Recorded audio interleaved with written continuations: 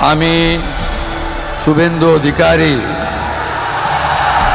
ঈশ্বরের নামে শপথ করিতেছি যে পশ্চিমবঙ্গ রাজ্যের মুখ্যমন্ত্রী রূপে আমার কর্তব্যসমূহ নিষ্ঠাপূর্বক এবং বিবেকসম্মতভাবে নির্বাহ করিব।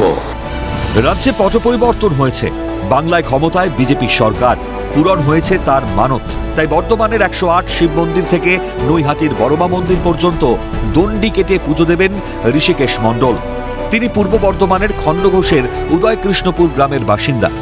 2021 সালের বিধানসভা নির্বাচনের আগে মানত করেছিলেন যে রাজ্যে বিজেপির সরকার ক্ষমতা এলে তিনি এভাবে পুজো দেবেন বড় মায়ের কাছে।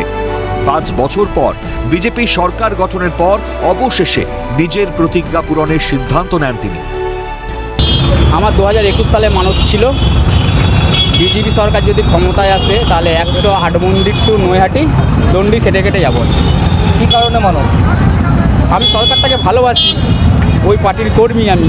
তো 2000 সালে আমার তো সম্পূর্ণ হয়নি মানতটা, যেহেতু 2026 সালে সরকার চলে এসছে, তার জন্য মানত কাটতে এই দণ্ডি কাটতে কাটতে 108 মন্দির থেকে নৈহাটি বড়মা। দীর্ঘ এই যাত্রাপথে তার সঙ্গী হয়েছেন পড়শি যুবক তমাল মৃধা। পথ চলতে গিয়ে শরীরে ক্ষত তৈরি হলেও মানসিক জোর হারাননি ঋষিকেশ।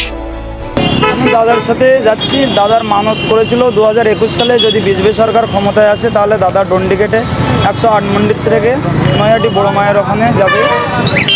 যার জন্য 2026 সালে দাদার ইচ্ছা পূরণ হয়েছে, তার জন্য দাদার এই জন্য আমরা দণ্ডি কেটে নৈহাটি যাচ্ছি।